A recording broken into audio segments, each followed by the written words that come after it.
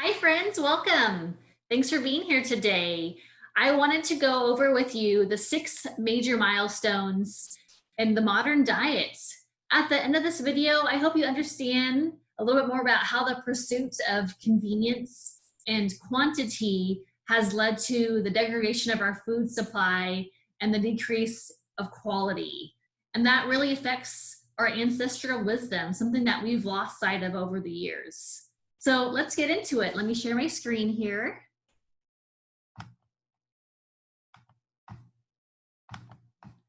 All right. All right, so let's look again at the 6 major milestones in history.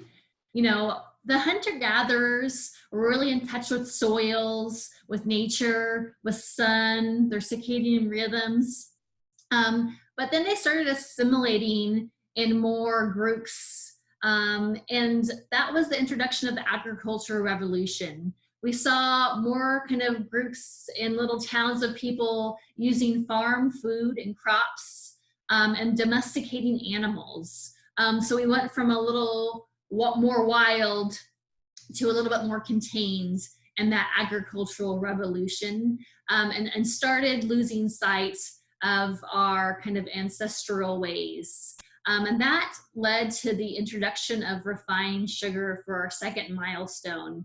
You know, when sugar was first kind of used, it was a luxury item.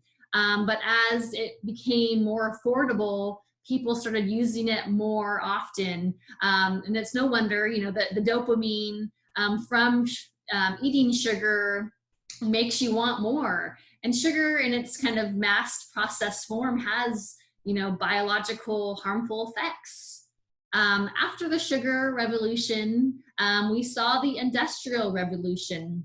And this is where we really saw more cities and populations centered. And we would buy more food than harvesting our own. So we relinquished our control of the quality of the food, the quality of the meat, to others. And we really saw a change in the buying behaviors and patterns during that industrial revolution, which then led to the rise of big food. You know, think Pepsi and Kellogg's. You know, these were corporations that really preyed upon not just, you know, adults, but children. You know, they marketed to children and that to impact their parents' buying behaviors. And they weren't worried about nourishing the world. They were worried about their profits. Following the rise of big food during World War II, we saw the chemical revolution. And chemical compounds that were once used for bombs and nerve gas made its way to our food supply. We started eating foods with pesticides and fertilizers.